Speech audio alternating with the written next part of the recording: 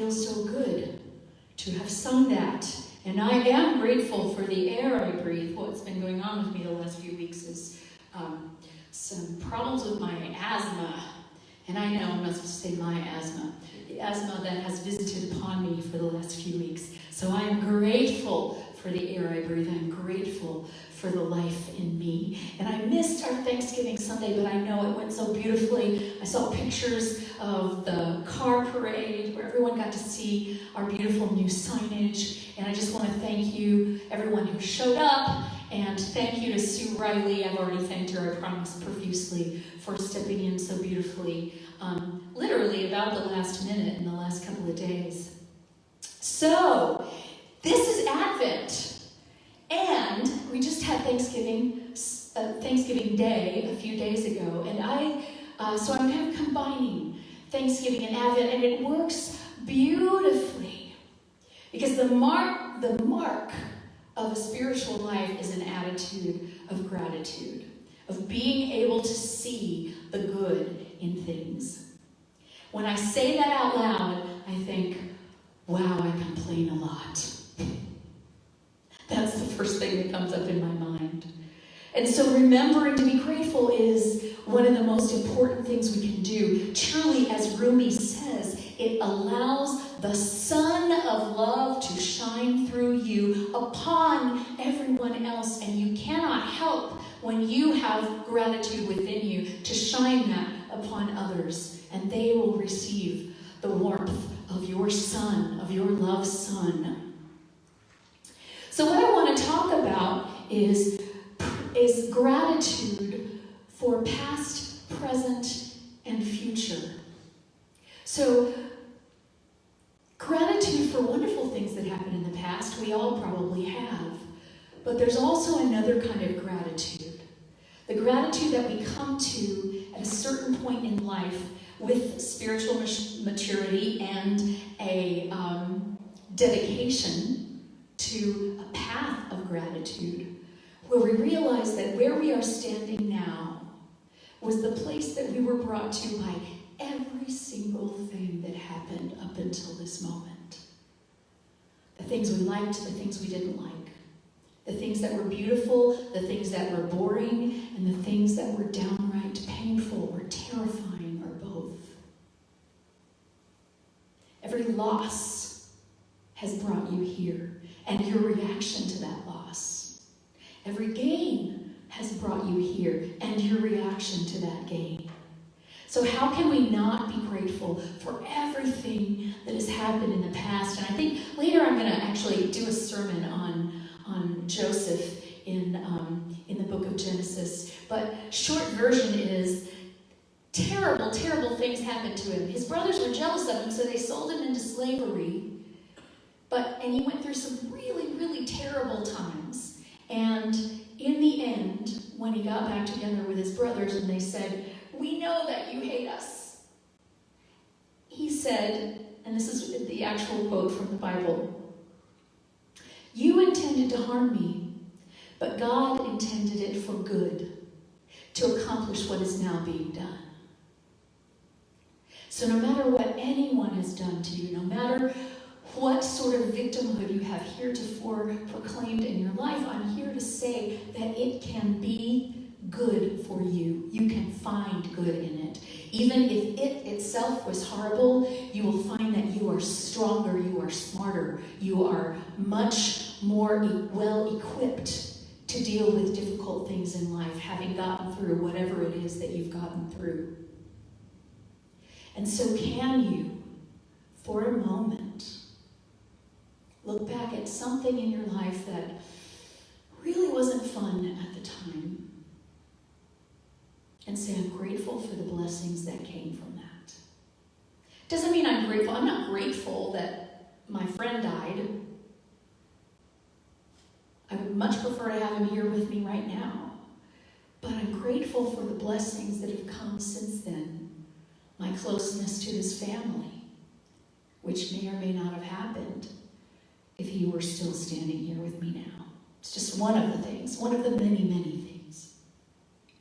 So gratitude for the past, and then gratitude for the present. And I have been asking y'all for the last few weeks to send me your messages of gratitude. And you did, several of you did, and I want to share those because gratitude in the present means looking around at exactly what is going on. Y'all, pandemic, election, world upset, you name it. Greed, consumerism, looking around at all of the things that we are bombarded with, all of the things that seem to be present, and finding what to be grateful for in and among all of that. So I want to start by reading a poem that beautiful Linda Whitson Perry sent to me. Thanksgiving 2020. Looking back over the year, we've all had our share of tears, have said goodbye to loved ones and friends. We grieve, although our love never ends. We've reevaluated our lives, trying to keep our faith alive. We've learned video technology of Zoom and invite people into our rooms. I love that. We've let our hair grow long, forgetting to sing our heart song. We have survived the toilet paper shortage and now have extra rolls in storage. We've been given a new task to wear face coverings or a mask. And even though we fuss, we understand social distancing is a must. Homes are our sanctuary to keep us out of the obituary. While we are not able to gather together, we are in fact all in this together. We pray for a vaccine to eliminate COVID-19. In this pandemic, it has been noted, record numbers of people voted. There's a new president-elect. Riots and celebrations fill the streets. And even so, we don't have to look very far to find much to be thankful for. A new day is dawning. Night will turn into morning. The light of God is burning bright. Keep walking in the light. Thank you, Linda, for sharing that. That's kind of a year in retrospect and gratitude that came out of each of those things that weren't so pretty, right? Chris Herson says she's grateful for my church family, Melinda. The communication during the pandemic through email, through phone, through text. Friends that are like family, and for the children in her life. Perry Pfeiffer says she is grateful for her cool family, her Church of One Love family. Rev Mel, that's me again. I'm so grateful to be here. It's mutual. Mom, Dad, and Tim. Her dog, Rusty. Loving friends. Oneness. Retirement. Her brother, Yeshua. Her life experience, even though she doesn't always realize it at the time. Divine source for all creation on this earth. Beautiful, thank you, Perry. And this is from Darla Magtibai. I am thankful for the music ministry Reverend Melinda created for Church of One Love. During the pandemic, there were days I didn't want to get out of bed. On those days, I would sing songs like, "Thank you for this day, Spirit," or "I give my thanks to God." The songs motivated me to get up and start the day, and wouldn't you know it, they turned out to be pretty good days. Thank you for our music team for sharing these songs with us. Pam Porter says, my blessings are countless. I would like to share a few of them. I'm thankful for my family, my friends, and my fellow man. I'm thankful for my church family, and my minister. I'm grateful for Kent, Kay, Maddie, and Perry. I am thankful for the divine spirit within me. I am thankful for my continued awakening and my spiritual growth. I am also thankful for my country, community, and the world. I am also thankful for my fur babies, Precious Bella and adorable Lacey. And I'm always thankful for them when I am at Pam's house because precious Bella shares the love in a very beautiful way. Jane Hughes writes in and says, I'm grateful for my church family, our beautiful home, kitties, work, and my spouse. That would be Nan. Susan Sims says, always so thankful to have found Church of One Love and the loving friends. Thankful for my health so I can be there for family and friends, and I am thankful I have family and friends. Reverend Melinda, your loving self and leadership for our church. I am truly blessed and thankful for my fur babies, Bella and Frankie. I'm thankful for unconditional love. And lastly, from Madeline Morris. She is grateful for a sense of togetherness, the absolutely unconditional love and support of friends. She's grateful for online Tuesday game nights. Tell me what that is, man, because I might want to join in on that. And creative flow when everything else is in stasis. Aha, we've had some time at home to not do the things we usually do. Perhaps we can be more creative. These are all ways to be thankful in the present. And gratitude in the present leads us, when the present becomes the past, to gratitude for the past as well. See how this works? The other thing I'd like to say about gratitude in the present is it's always about focusing on what is, not what we wish. Focusing on what is. What do you have, not what you don't have. Look in your pantry and see what is there and say, what can I make from this? See what's there and see what can I make from this. That's a true attitude of gratitude. MacGyver it. Put it together out of what you have. I call it making lemonade. Life shows up, you make, if it shows up all lemons, then you make some lemonade.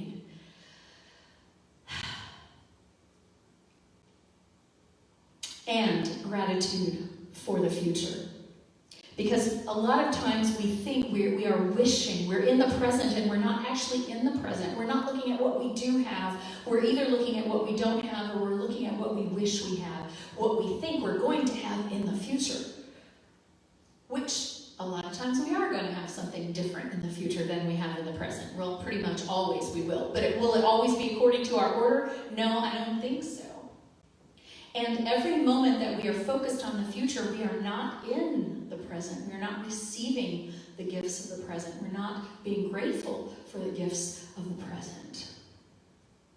And yet, it's okay to look ahead at what we want, not with an expectation of this is what I gotta have in order to be happy, but with this is the true desire of my heart.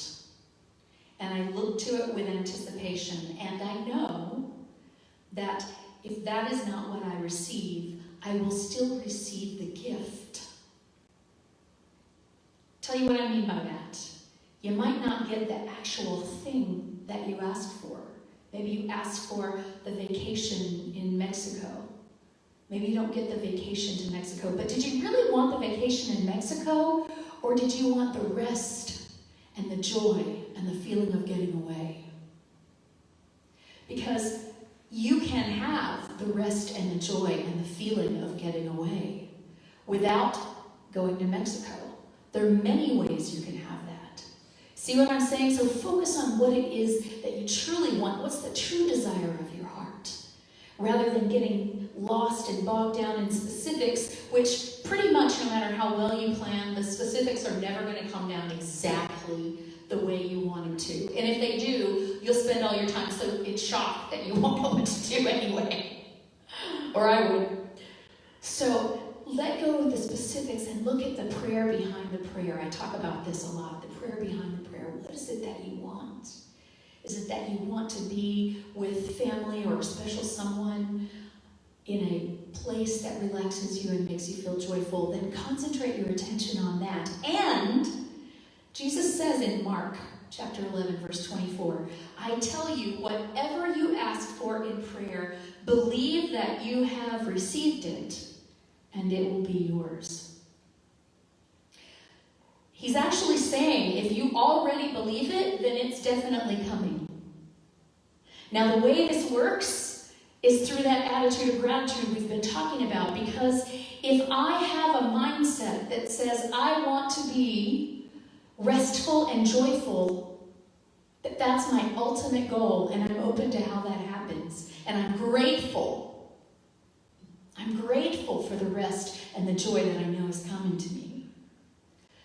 Then I'm going to get rest and joy. If I say, I really would like rest and joy, it's probably not going to happen, then maybe I won't get rest and joy. Believing, because this is not believing in some God way out there that's going to go, oh, you prayed real pretty, I'm going to give you a prize.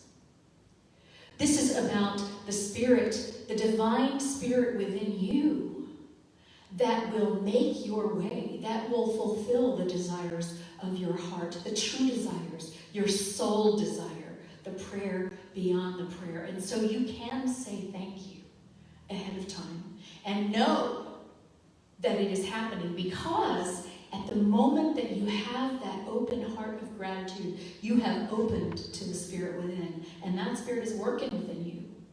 It is. That's the way the world works. I promise. In Matthew, for everyone who asks receives, and everyone who searches finds, and for everyone who knocks, the door will be opened. So, gratitude for the future. Gratitude in advance. And here's where the Advent part comes in. Advent means coming. Coming into being. And it was originally used in the church as the Christ is coming into being, as the Christ is born in this baby child. But also Advent with a small a means coming into use. The advent of brushing your teeth, okay? Coming into use, right? So what if you were to use Christmas rather than just hope for it and wait for it and know that something good is coming? What if you were to say, how can I use this? How can the advent of this season be of use to me in every moment from now through Christmas and beyond? Because here's the thing, you get to decide. Right now, we're just at the Advent. We're into the coming into use and the coming into being. And so you get to decide what will be your beginning. What is your beginning? Today, the first Sunday in Advent. What are you going to do today that brings that Spirit into your life? I can't tell you what that is. Find, ask, seek, knock. All right? Not people who sit around and go, well, whatever. Ask. The desire of my soul is to have a joyful Christmas season. Now, if I decide, by golly, I'm going to be with all the people I love this Christmas, and for some reason, like, I don't know, pandemic maybe, I can't be with those people, then I have already decided that I'm not going to have a good Christmas, and I refuse to do that. I refuse to do that. So make a plan in this Advent season, this coming of Christmas. How are you going to do it so that your heart's desire to be joyful, to have a season of joy, can come true? Through you, through the sun of love shining in you. Because that's how it's going to happen. It's not going to happen any other way. And you know what? It never did. It never did. So just a small example from my life. When I married Bob, I became a grandmother. And even though my own biological daughter has not given birth to anything, but she does have a great big dog, my granddog. By marriage, I have 7 grandchildren and 3 great-grandchildren. Yes, I do. And you can imagine Christmas. on Christmas Day at my house. I also have my daughter and her beloved and another daughter that I just sort of picked up along the way that spent Christmas with us every year for the last 15 or 16 years or so. And I have a certain way that Christmas goes, a certain way that we do all these things. And you know what? I can't do it that way. I'm not going to do it that way. I'm not willing to risk doing it that way. So I'm doing something different. I'm doing something different. I'm buying presents for everyone. Now, honestly, once they became teenagers, I was just like, okay, gift card. I have no idea what to get for you. And I needed to do that too, because I didn't have all that time to shop, and I had to be cleaning house because there were going to be 1 million people at my house. But you know what? This year, it doesn't matter how my house looks because nobody's coming over. So I get to sit down, while I was sick last week, I got to sit down with catalogs and get an actual present for everybody. And I've decided I'm going to wrap each one, and then we're going to deliver them to porches a couple of days before Christmas. And on Christmas Day, we're going to have a big FaceTime or Zoom call, and I'm going to get to watch the grandkids open their presents. Same as it's been before? No, but guess what? I don't have to cook for 15 people either. There's always something good. There's always something good. We get to decide what is being birthed in you this year, and how are you going to use your own attitude, the sun that shines through you, your spirit, your soul, the true you, your higher self. How are you going to use that to make a joyful season for yourself and everyone around you? I can't wait to see. I love you. Thank you. So, just going to take a few of those ideas into meditation for a moment.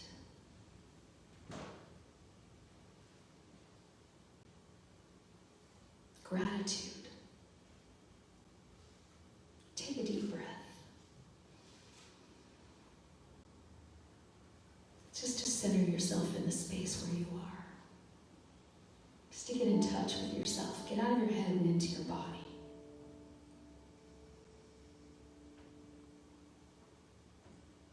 Relax your eyes. You don't have to close them if you don't want to, but feel them soften and relax. Relax your jaw and your mouth. And your shoulders.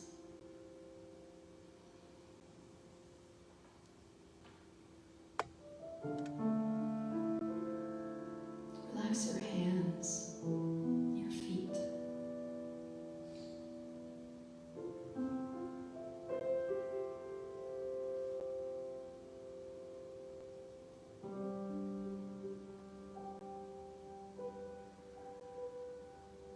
And just let this thought into your mind.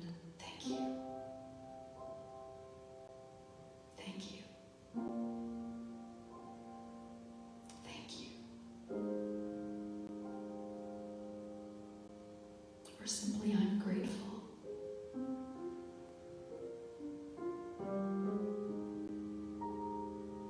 I'm grateful.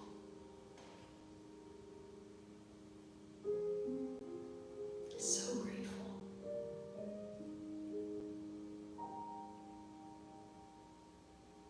See what comes through.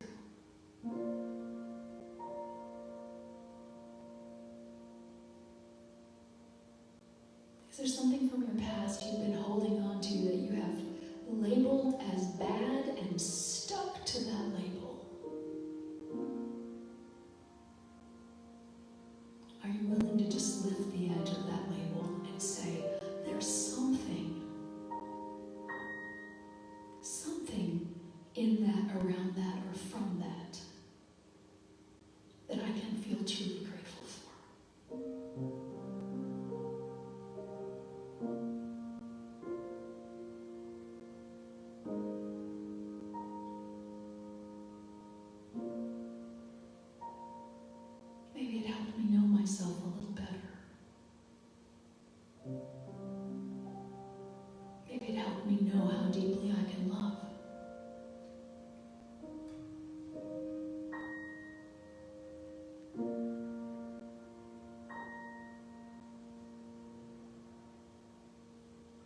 It's just that, you know what, that happened and I'm still here.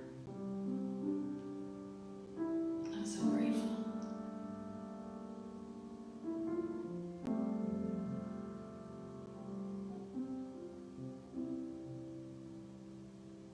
Now allow your present life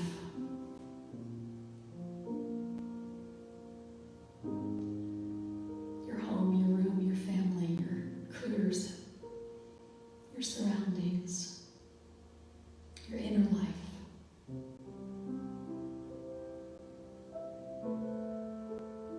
And just allow images of what you're grateful for to come like a parade across your consciousness. So grateful.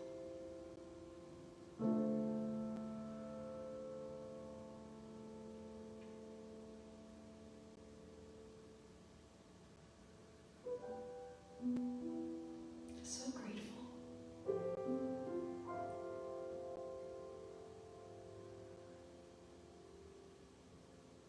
And after another deep breath, ask yourself the question, what do I want for Christmas?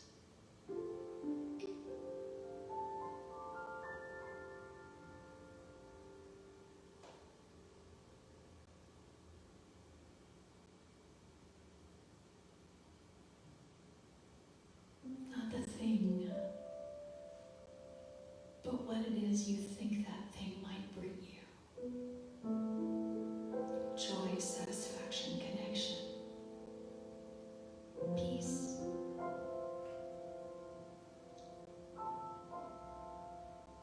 Feeling of abundance.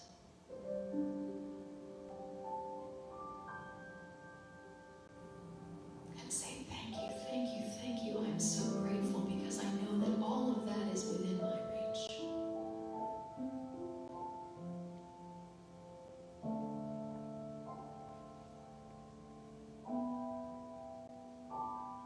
Thank you that I get to choose.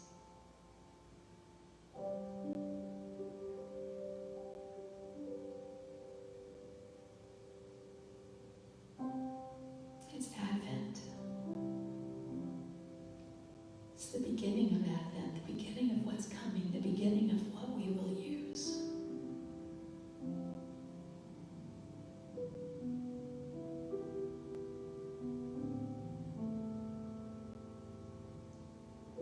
And so we breathe in a yes, we will use.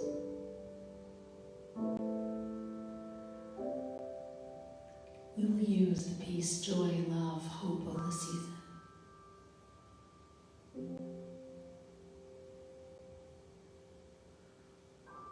To fulfill our own heart's desires.